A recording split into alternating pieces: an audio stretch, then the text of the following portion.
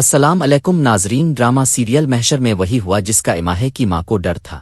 عبد الرحمن نے اماہے سے شادی کرنے سے انکار کر دیا، جس کا صدمہ میر صاحب برداشت نہ کر سکا، جس کی وجہ سے ان کا بلڈ پریشر شوٹ کر گیا اور وہ بتہوش ہو گئے۔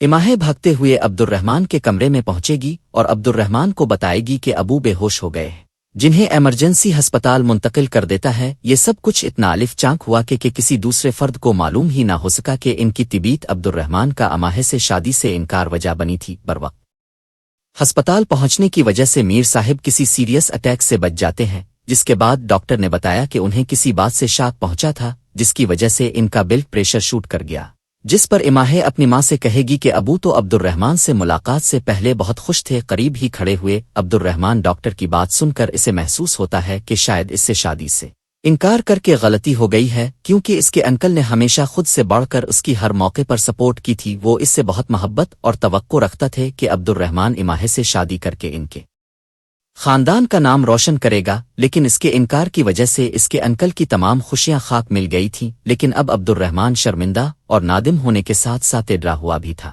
اب اگر اماہے اور اس کی ماں کو یہ علم ہو جائے کہ عبد الرحمن کے اماہے سے شادی کرنے کے انکار کی وجہ سے میر صاحب کی طبیعت خراب ہوئی تھی، تو شاید دونوں ماں ڈاہے عبد الرحمن سے بات کرنا ہی چھوڑ دیں۔ ادھر نعمان کو جب یہ معلوم ہوا کہ میر صاحب کی طبیعت اچانک خراب ہو گئی اور انہیں ایمرجنسی میں ہسپتال منتقل کرنا پڑا، باوجود اس کے کہ اس کے گیلانی صاحب میں میر صاحب کے خاندان قات تعلقی کے باوجود نعمان ان کی خرید دریافت آتا ہے، جسے دیکھ کر میر صاحب بہت خوش ہیں۔ میر صاحب کا مسکراتا چاورا دیکھ کر اماہے بھی خوشی سے نہال ہو جاتی ہے۔ میر صاحب کی خرید دریافت کرنے کے بعد جب مانی رخصت کے لیے اجازت مانگتا ہے تو اماہے نعمان کا خلوص دل سے شکریہ ادا کرتی ہے۔ اسی اثنا میں عبد الرحمن بھی وہیں آ جاتا ہے۔ وہ نعمان کے اماہے کے شکریہ کے الفاظ سن کر ٹھٹک جائے گا، شاید وہ سوچ رہا ہو کہ وہ میر صاحب سے اپنی غلطی کی معافی مانگ کر شادی کے لیے ہاں کہہ دے گا، لیکن اب وقت گزر چکا تھا۔ اب عبد الرحمن کو احساس ہوگا ظرف والوں پر شک کرنے والے ہی خالی ہاتھ رہ جاتے ہیں۔ ایک امیر زادی کو پہلے اس نے دھکتار دیا ہے اور دوسری کو اپنی جھوٹی انا کی بھینٹ چڑھا دیا۔